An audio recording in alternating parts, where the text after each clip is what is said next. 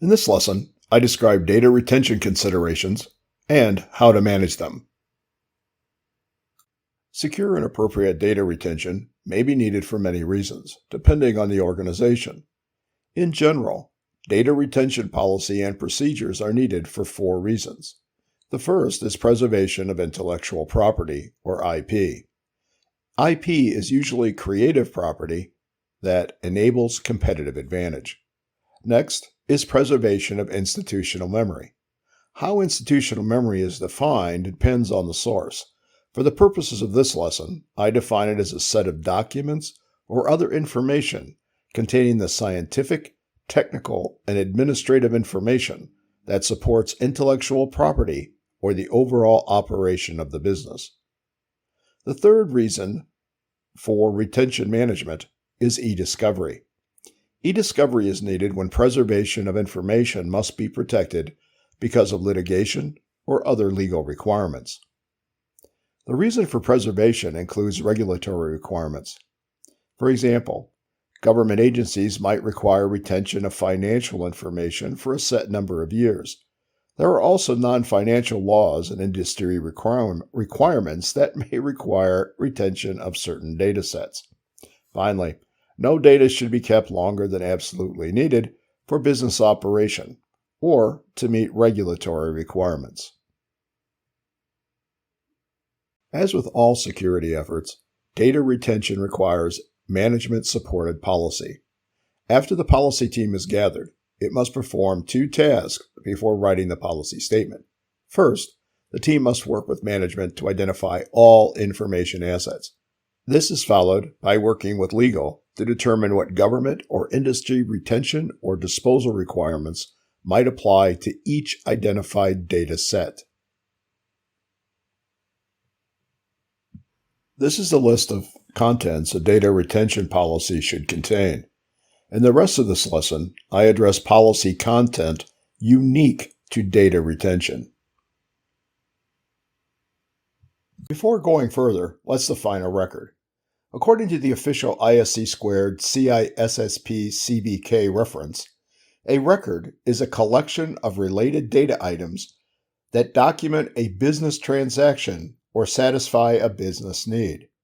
Transactions include sales, purchases, and healthcare treatments. In a database, a record is a row or a tuple. It might take more than one tuple to create a complete record. A set of tuples that constructs a data set might be something like all customer purchases. How and for how long we retain records is a balance between regulatory requirements, business need, and individual rights. How we approach this relies on what is legal and what is ethical. The data retention policy must include the frequency with which specific data sets are reviewed for archival or disposition. This is the data schedules. Records should be safely deleted or otherwise disposed of when their period and retention expires. ISO 17799 and the NIST SP 800-53 provide guidance on how to manage data retention, archival, and safe disposal. Records retention management requires attention to tools and procedures needed to identify, maintain, dispose of, and provide confidentiality for all data. This is accomplished via a set of best practices. Record maintenance, use, archiving, and maintenance must adhere to a timeline developed based on the needs of the business, individual privacy, and regulatory requirements. The data retention policy should require regular evaluations of systems to determine if one or more records are due for archival or deletion. Management should conduct an annual review of its data management schedules to modify them for changes in business needs and regulations. All electronic data must be labeled with information linked back to usage and disposal schedules. To ensure continued availability, all maintained data must be backed up. Electronic backups are not always restorable from backup media.